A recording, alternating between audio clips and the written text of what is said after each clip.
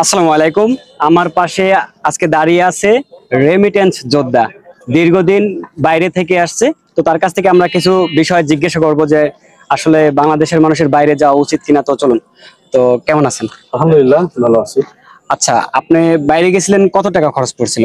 আমি 2014 সালে বাইরে যাই। এটা সরকারি ভাবে লটারি হয়, আচ্ছা। Government to government.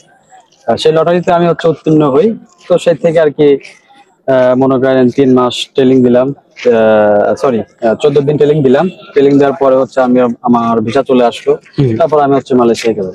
আচ্ছা, মালয়েশিয়া ছিলেন? হ্যাঁ, মালয়েশিয়া ছিলেন দীর্ঘদিন, আমরা জানি। আচ্ছা, এই যে যে পরিমাণ টাকা খরচ করে মানুষ মালয়েশিয়া, সৌদি আরব বা বিভিন্ন দেশে যাচ্ছে, আচ্ছা তো তারা বাইরে যাওয়াই উচিত, নাকি সেই টাকা দিয়ে দেশে যদি বিজনেস করে ওইটাই ভালো হবে? মানে কোনটা বেশি ভালো হবে? আচ্ছা, আমি এখানে একটা কথা বলি। আজ থেকে 10-12 বছর আগে ভালো ছিল। হ্যাঁ। আর এখন বর্তমান যে অবস্থা, মনে করেন এখন মালয়েশিয়া যাওয়া বন্ধ আছে, সৌদি আরবে হয়তো বা খোলা আছে, কিন্তু সেরকম মনে করেন কেউ কাজ কিন্তু পাচ্ছে না। ধরেন 4-5 লক্ষ টাকা খরচ করে যাচ্ছে, অনেকে 20,000 30,000 টাকা বেতন পাচ্ছে। তো আমি বলবো যে এখন বর্তমান না যাওয়াই ভালো।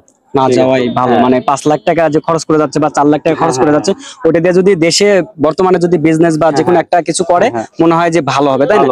আর আমরা ইদানিং দেখতে পাচ্ছি যে মালয়েশিয়া বা সৌদি আরব, বিশেষ করে সৌদি আরবে প্রবাসীদের প্রচুর পরিমাণ নির্যাতন বা হয়রানি করা হচ্ছে। এই বিষয়টা আপনার মালয়েশিয়া যে থাকছেন ওইখানে কি রকম ছিল? হ্যাঁ, এখানেও সেম একই। কারণ আমার কাছে যদি ভিসা পাসপোর্ট যদি না থাকে, তাহলে কিন্তু আমি অবৈধ একটা জায়গা। হ্যাঁ, ওটা আমার দেশ না, ওটা বাইরের একটা দেশ। তো সেখানে নিয়ম কারণ আছে। পাসপোর্ট ভিসা যদি না থাকে, আমি অবৈধ। আমার উপরে কিন্তু আক্রমণ করবে পুলিশ, বা আমি একটা মনে করেন বিভ্রান্তির মধ্যে থাকবো আর কি। তো যাই হোক, যারা এখন বাইরে যেতে চাচ্ছে তাদের উদ্দেশ্যে কি বলবেন? এখন বাইরে যারা যাবেন, একটু আপনারা যান, আমি মানা করব না। কারণ তারা পরিবারকে সচ্ছল রাখতে বা ভালো একটা কিছু করার জন্য কিন্তু মানুষ দেশে পাড়ি দিচ্ছে। কারণ এখন বর্তমান যে বাংলাদেশে ইনকাম হয়, সেই টাকা দিয়ে পরিবারকে বা নিজে একটা কিছু করতে কিন্তু অসম্ভব হয়ে যায়। অসম্ভব। 10,000 টাকার উপরে স্যালারি পাওয়া মানে খুবই কঠিন দেশে বর্তমানে। আর দেখেন, 4-5 লক্ষ টাকা খরচ করে সে কিন্তু যায় মাসে 1 লাখ টাকা ইনকাম করার জন্য, বা 70-80 হাজার টাকা ইনকাম করলে তাও কিন্তু সে একটা কিছু করতে পারবে।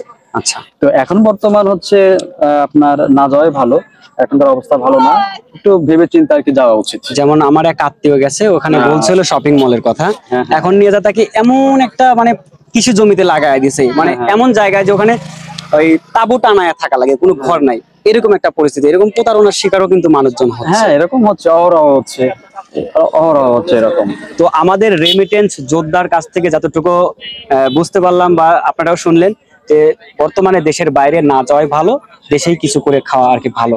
আশা করি সবাই বিষয়টা বুঝতে পেরেছেন। সবাই ভালো থাকবেন ইনশাল্লাহ।